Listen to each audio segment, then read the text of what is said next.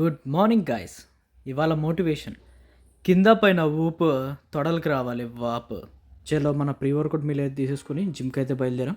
ఇల్లు ఒక చోటు ఉంటే జిమ్ మాత్రం ఒక చోటుకి వెళ్తాం. ఎందుకు రా అని మా వాళ్ళని అడిగితే అన్నారు. పోతూనే ఉంటాం పొద్దున్నే. ఎన్ని తిరిగి ఎంత దూరం పోయి One eternity later. లాస్ట్కి అయితే జిమ్కి అయితే వచ్చేసాం. డోర్ తీయంగానే మన సింహరాజు అయితే సింహగర్జన చేయడానికి రెడీగా ఉన్నాడు. దన ప్రీ వర్కౌట్ అయితే వేసేసి ఇంకా వార్మప్ స్టార్ట్ చేస్తుంటే సారీ సార్ ఒకటి చెప్పడం మర్చిపోయాను. మీ వెనక ఏదో పవర్ ఉందమ్మా. ఎస్, మన బ్యాచ్ మొత్తానికి ట్రైనింగ్ ఇచ్చేది మనోడే. వాళ్ళ వర్కౌట్ అయితే లెగ్స్ అనమాట. ఫస్ట్ వచ్చేసి స్క్వాట్స్. లాస్ట్ టైం మేము షార్ట్ స్టాన్స్ చేసాం, ఇప్పుడు వైట్ స్టాన్స్లో చేద్దాం అనుకుంటున్నాం. స్లోగా వెళ్ళి స్లోగా రావాలి. ఆ మజిల్ పూరిలాగా పొంగందే మనోడు ఒప్పుకోడు, మేము ఒప్పుకోం. 3 వేరియేషన్స్ చేస్తాం. థర్డ్ వేరియేషన్ అయితే చాలా హెవీ వెళ్తాం.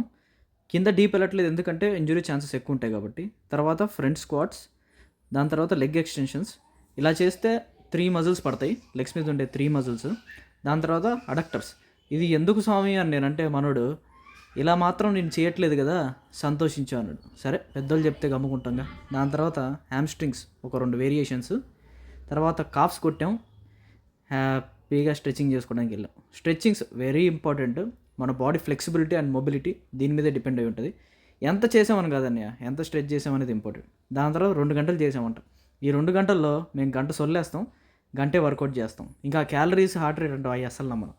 ఇంటికి వచ్చి ప్రోటీన్ షేక్ తాగి post workout meal chapati, eggs and chicken. ఆరోగ్యమే మహాభాగ్యం. ఈరోజుకి ఇంతే గైస్, రేపు కలుద్దాం. Bye bye.